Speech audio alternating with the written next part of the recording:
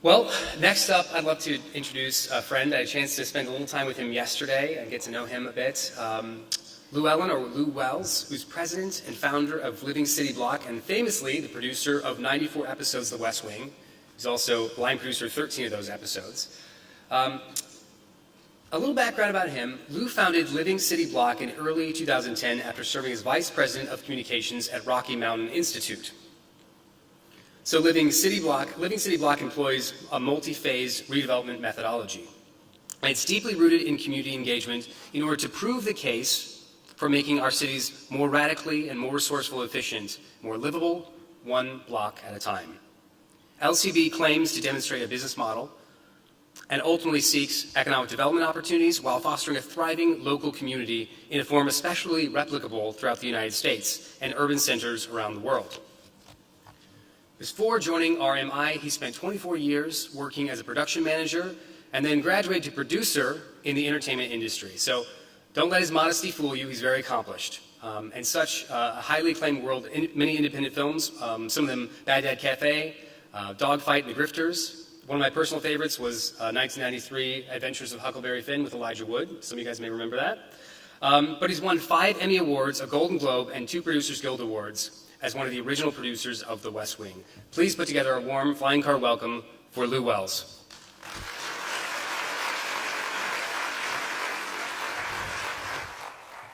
Hello, how are you all this morning?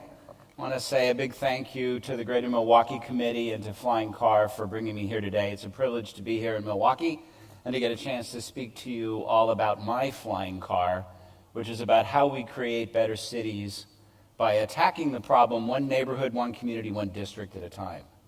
So there is the pretentious title of my presentation. It's a lot to try to cover in 20 minutes. We'll see how I do. I also haven't done this particular presentation before. It's sort of a mashup of a lot of things I've done in the past.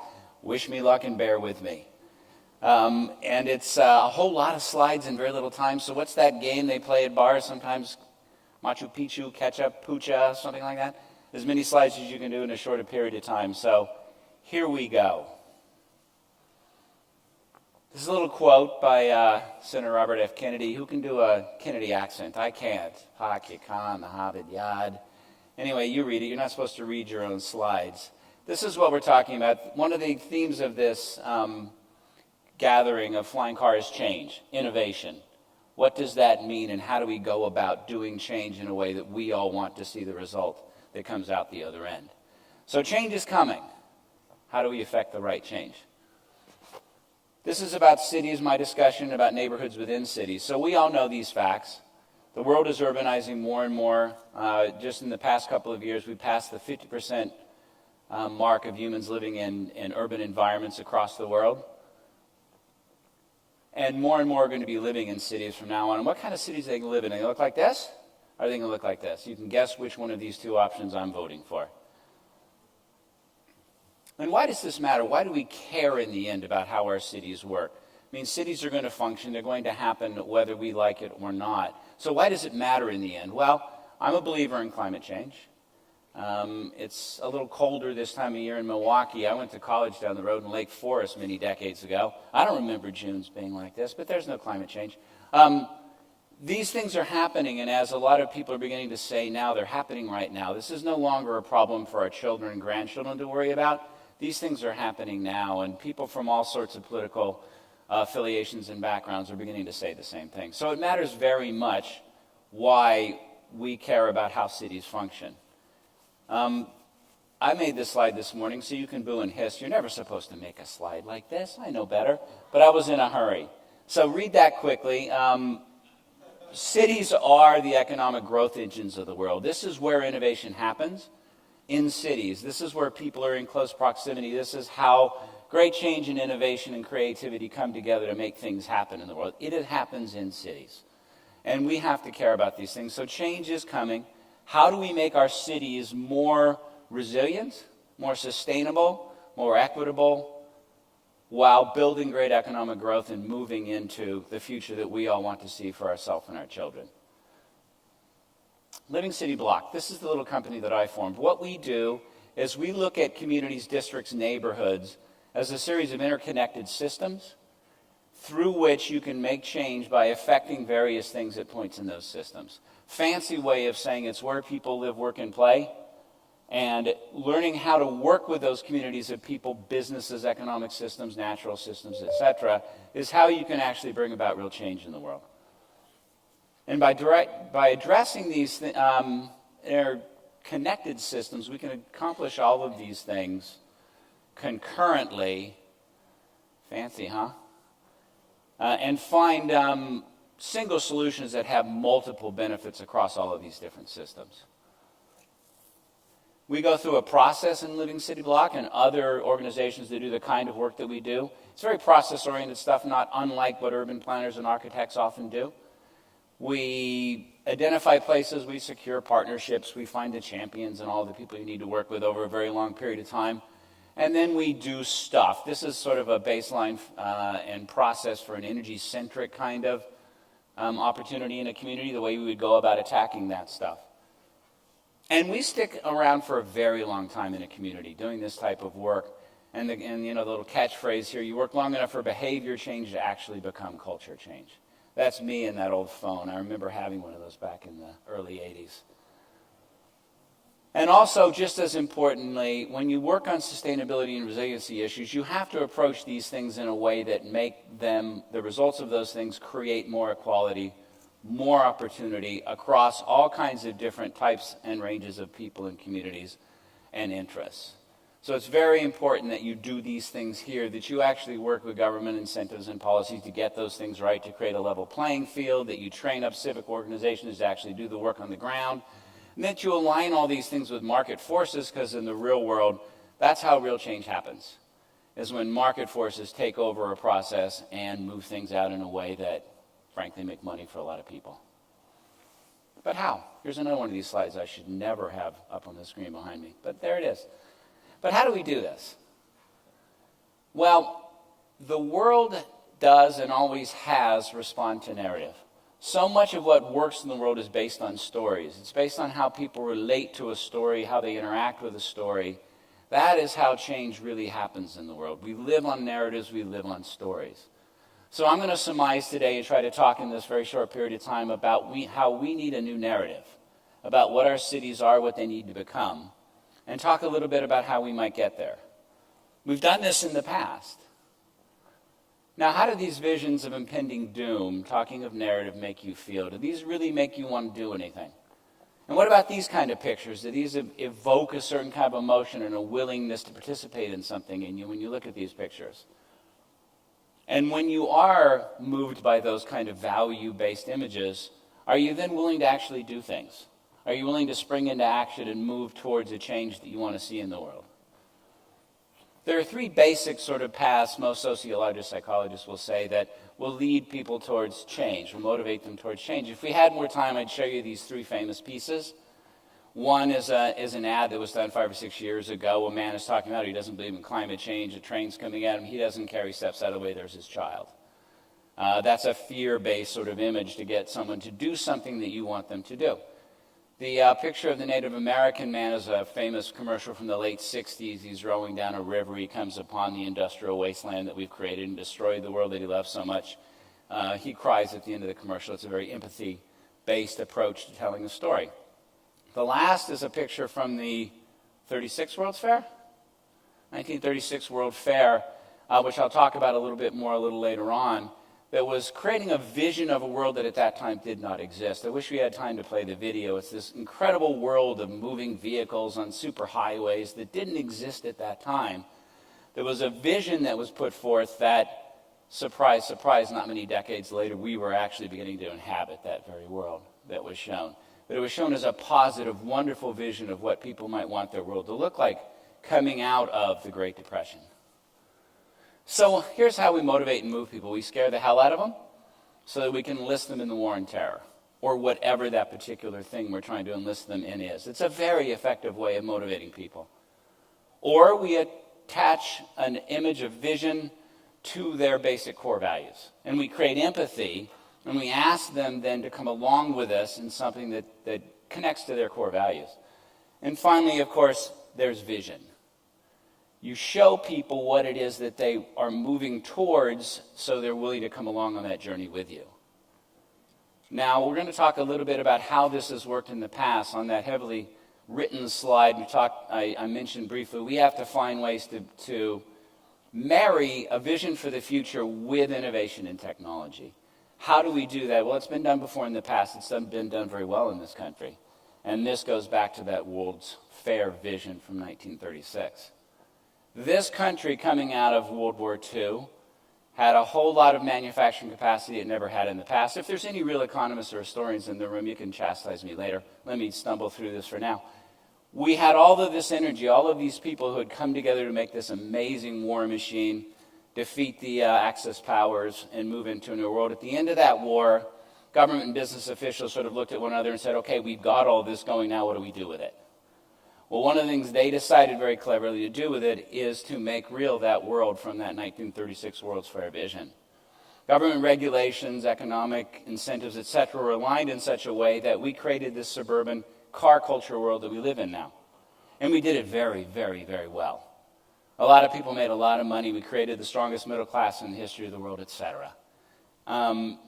And now we are living in that world because people's values were aligned with the vision that they wanted to work towards for the future. Now, I would posit that we have to deconstruct a lot of that very world now in order to move towards what's next. I've enjoyed this time. I grew up in a cul-de-sac community in Denver, Colorado, and I couldn't wait to get my license when I was 15 years old. So it was a wonderful period in history. Times are changing. How did we get to that? Well, what were the stories? What were the narratives? How do we connect with people's values? Well, cars were made a part of people's identity. Part of being an American, part of being a successful middle class and above American was having a car. The freedom that it gave you, all those wonderful words we still use as catchwords, and cars were sexy. I love this woman saying, I just knew you drove a Woolsey. What was that car? A Woolsey? Never heard of it. And just for proof, Colin? Oh, the sound's not working. Nearly 4 inches longer in some models. Oh! Cheap humor, you know, but I forgive you, get a little joke in during the day.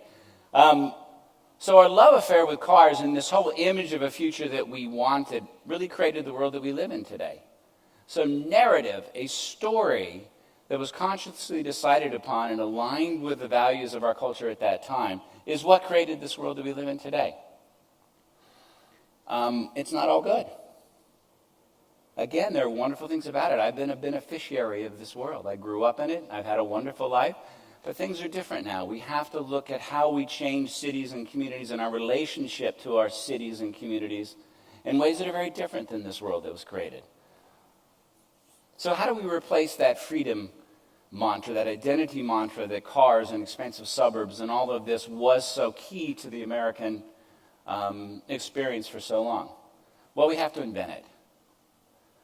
Leilani before and then Grace talked about how you connect with people's values. Leilani about how she uses her status and her position to bring people along on a journey to expose them to something new by meeting them where they live, who they are, where they are. Grace talked about design and the power of how you can use design to create new things that can move into the future with. So that's what we need to do now. And in a nod to my good friend Dave Myers, who invited me here to this event, there are a lot of people thinking about that. How do we look at transportation, for instance, different now going into the future than we looked at it in the past? So are we talking about transportation services that companies would offer you rather than a little box with glass? Attend Dave's lab tomorrow if you want to learn a lot more about that process. So what are the visions for the futures of cities? Well, a lot of people are thinking about these things. Where do we want to live next? How do we change things so that they work in a way that are more sustainable, more resilient, more equitable, etc.? And we can do all of those things within the same series of activities. We can create those kind of outcomes. How do we do it? Well, we need process. We need narrative, and then that narrative needs to be supported by process that works on the ground as well. So we've always told stories. We've always responded to stories. We are a narrative being. But then we need process to move that narrative forward. So we want to create new cities of the future. We want to do that by attacking that large city structure, one neighborhood or one district at a time. And why a district? Well, in the words of the leaders in this field, we're based out of Portland, Oregon, no surprise, called the Eco Districts Institute. It is because neighborhoods and districts are where people live, work, and play, and it's because they're small enough that you can actually get things to happen. So you can experiment without exposing elected officials and commercial players to too much risk. But they're also large enough an area when those things start to succeed, you can use them as examples of how to take and spiderweb that kind of work across the much larger city region. In New York City, where Living City Block is based now, we're doing a lot of work trying to get eco-districts started in New York. And why is that a good thing? Well, because New York has a whole series of issues around economic development, equality, and resiliency now in the face of the recent storms and other events that have disrupted normal life in New York. People really understand now in their core that it's a changing world, and we have to look at how these things work differently. From energy systems to water systems to affordable housing, working within a mixed-use, mixed-income community, people now are understanding in a different way than they ever had before that these things have to change. Eco-districts is a tool to get there, and I'll explain a little bit more about what that means. How do they drive change? Well, they do these things. First of all, we live in the real world, so all this stuff has to make financial sense, always. A lot of this work is still in that development phase where it's dependent upon philanthropy to get these projects started, dependent on some government funding, although that's very unpredictable and hard to get your hands on these days. But we're all looking for market solutions. So how do you create community-based organizations that can tie into real market forces to put in new energy systems, new water systems, new roadways, whatever those things might be that is needed in that particular community? And this is very place-based work. And what a community decides with you it wants to do is going to be different based entirely on that individual community. But it all has to work financially. And it has to drive local economic development. It has to make those neighborhoods more sustainable and resilient economically, as well as in all the other ways we want to change things. And they have to be places people really want to be. They have to be great neighborhoods. They have to be great communities where you're also doing all of this other work. And you really have to enforce culture and community identity as the underlying success factors. So again, it's place-based. So it has to be about what people really want, what they're about, what their local culture and economy is about, what they care about for their future. Here's sort of the eco-districts approach. Straightforward. You organize the place, you assess it, because you have to measure things to be able to understand if you're really being effective in changing them. So there's a whole lot of academic research, analysis kind of research that has to go on. Then you actually develop projects. And they can be as complex as things like microgrids, which are in the news a lot these days, which are basically contained energy systems that they don't always, but can operate outside the grid if there's a grid failure of some kind in that area, to green infrastructure programs. I understand there's a lot of that going on in the Milwaukee area. And that can allow stormwater to be gathered and kept out of the aquifers or lakes and streams. And be purified before it enters back into the system through natural systems. It can be something as simple, and those are big long-term projects that can take years and years to really accomplish. So it can be really simple things in the short term, better bike lanes. Urban gardening, which is something that people really love to do and see in their communities, can really touch and feel. It's very tactile and very educational for young people as well. So you do a number of projects over the time, and then you monitor it all over a long period of time to make sure it works. There's a lot of this going on around the country, some predictable places like Portland and San Francisco, some different types of places like Washington, D.C., which is actually doing a lot. Boston has an eco-district, Charlotte, North Carolina, Atlanta, smaller towns like Oberlin, Ohio, which is creating a green zone for the entire city. So this kind of work is starting to happen everywhere, and it's possible to do it anywhere where people have the commitment in order to do so. This is the kind of things that you do. I'm going to go through these slides really quickly because there's a clock here that I can read quite clearly. Tells me how much time I have left, and I'm standing between you all and lunch and the soccer scores. How's the U.S. doing, I wonder? Don't tell me if you know. And then why do these things work in particular places?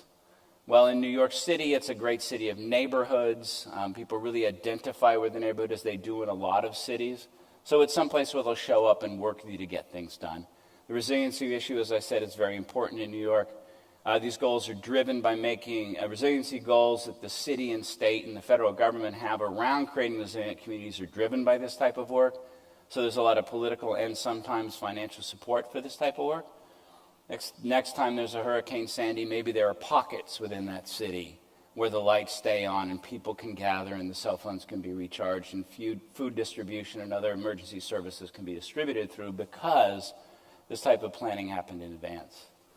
It also drives local economic development. We're finally seeing, those of us who work in green development, that there is market value for this stuff over time, that some of the supposed premiums up front are more than taken care of by the long-term value adds over time, and that better businesses will come into a local area where the streets have been improved, where the biking is better, the walking is better, and the sense of community is stronger.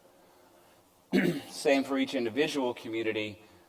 Those kind of goals can be really feathered into this type of work so that those things are addressed concurrently. This is what we did in part of Brooklyn. Really quickly, you do a lot of what architects and urban planners do. You vision with the community what they want their place to look and feel like. You do energy work. This was a commercial area, so we talked about doing a microgrid amongst all these various buildings to drive the business owner's energy costs down while making the area more resilient. And they had a lot of flooding in that area because it was near the Gowanus Canal. And so people cared very much about green infrastructure. How could they prevent this happening in a way that was good for the environment as well as for their city and their businesses?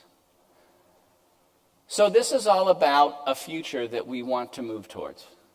What kind of community do you want to live in if you were to do this kind of work or start this kind of work yourselves?